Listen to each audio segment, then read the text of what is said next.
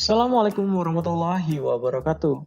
Di sini saya Muhammad Aldi Wiratama, peserta Latsar CPNS Kementerian Hukum dan HAM tahun 2022, Angkatan 117, kelompok 4, akan menceritakan learning journal selama agenda 3 dengan materi pelatihan manajemen ASN dan Smart ASN. So, mari kita langsung aja ke slide berikutnya.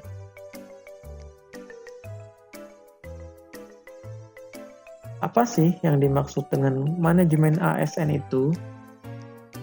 Manajemen ASN adalah suatu tata cara pengelolaan ASN untuk menghasilkan pegawai ASN yang profesional, memiliki nilai dasar, etika profesi, bebas dari intervensi politik, bersih dari praktik korupsi, kolusi, dan nepotisme. Manajemen ASN lebih menekankan kepada pengaturan profesi pegawai sehingga diharapkan agar selalu tersedia sumber daya aparatur sipil negara yang unggul selaras dengan perkembangan zaman. Setelah kita mengetahui definisi manajemen ASN, kita akan berangkat menuju fungsi dan peran ASN. Nah, ASN itu sebenarnya memiliki fungsi yang seperti apa sih? Jadi, fungsi ASN itu ada 3. Yang pertama, sebagai pelaksana kebijakan publik.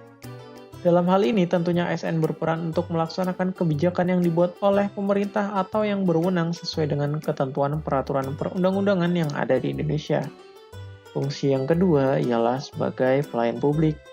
Sebagai ASN, kita harus buat orientasi pada kepentingan publik dengan memberikan pelayanan publik yang profesional dan berkualitas supaya kita sebagai pelayan publik mampu memenuhi kebutuhan pelayanan masyarakat, baik barang, jasa, maupun pelayanan administratif secara maksimal.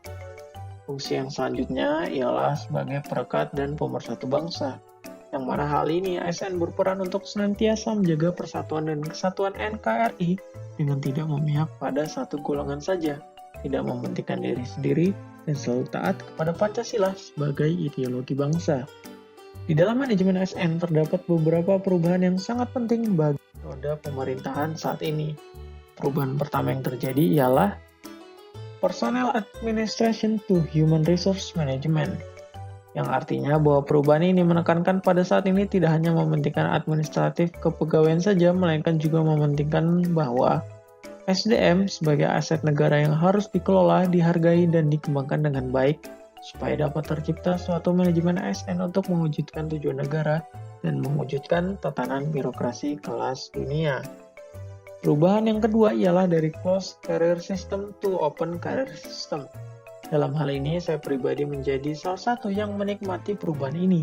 Dengan adanya open career system, tentu transparansi dalam hal perekrutan CPNS menjadi semakin lebih baik dan tentu hal ini berkaitan dengan adanya sistem merit. Apa sih sistem merit itu? Disebutkan dalam Undang-Undang Nomor 5 Tahun 2014 tentang ASN bahwa sistem merit adalah kebijakan dan manajemen ASN yang berdasarkan pada kualifikasi, kompetensi, dan kinerja secara adil dan wajar dengan tanpa membedakan latar belakang politik, ras, warna kulit, agama, asal-usul, jenis kelamin, status pernikahan, umur, atau bahkan kondisi kecacatan. Lahirnya sistem ini tentu menjadi suatu perubahan yang positif dalam hal manajemen ASN di era saat ini. Berbicara mengenai manajemen ASN, tentunya kita tak boleh lepas juga perihal Smart ASN. Dengan Smart ASN, tentu untuk mewujudkan manajemen ASN yang baik akan lebih maksimal ke depannya. Sebagai Smart ASN, tentu kita harus memahami suatu literasi digital. Di dalam literasi digital terdapat beberapa kompetensi yang harus kita pahami. Yang pertama, digital skills. Dalam hal ini, sebagai ASN milenial, tentu kita harus bisa memiliki kecakapan menggunakan teknologi yang dapat menunjang pekerjaan kita. Yang kedua, digital culture. Artinya kita harus bisa memahami bagaimana budaya yang berkembang di dalam dunia digital, dan kita dituntut untuk bisa selalu beradaptasi di dalamnya. Yang ketiga, digital ethics.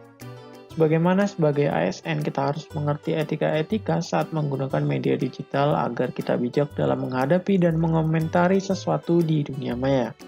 Yang keempat atau yang terakhir, digital safety. Sebagai Smart ASN, Tentu kita harus paham bahwa dunia digital tidak hanya hadir dampak positifnya, melainkan juga dampak negatifnya, seperti halnya pencurian informasi, spam, phishing, dan lainnya yang mana kita harus cermat menghadapi itu semua. Smart ASN yang kini hidup di era digital yang serba cepat juga dituntut untuk memahami pengamalan nilai-nilai Pancasila terhadap literasi digital yang di sini akan coba saya uraikan pada tiap-tiap sila pada Pancasila. Sila pertama, kemampuan mengakses dan menyeleksi informasi dari sumber yang jelas dan terpercaya. Sila kedua, setara tidak ada perbedaan dalam hal akses memperoleh informasi. Sila ketiga, mampu mengakses dan menyeleksi pengetahuan tentang Indonesia yang dapat memprovokasi atau perpecahan. Sila keempat, kesadaran untuk mengetahui dan menyeleksi informasi publik yang berhak diakses dari lembaga publik. Sila yang terakhir atau sila yang kelima, kesadaran memahami regulasi dan kebijakan tentang ranah digital dan sebagai panduan etika berperilaku sebagai warga negara digital. Untuk pengalaman pembelajaran sendiri di sini saya pribadi sangat enjoy saat menerima materi dari Widya Iswara dengan pemaparan yang cepat, namun beberapa poin dijelaskan dengan detail dan juga memberikan ruang kepada para peserta untuk memberikan paparan dan pendapat untuk bisa saling belajar.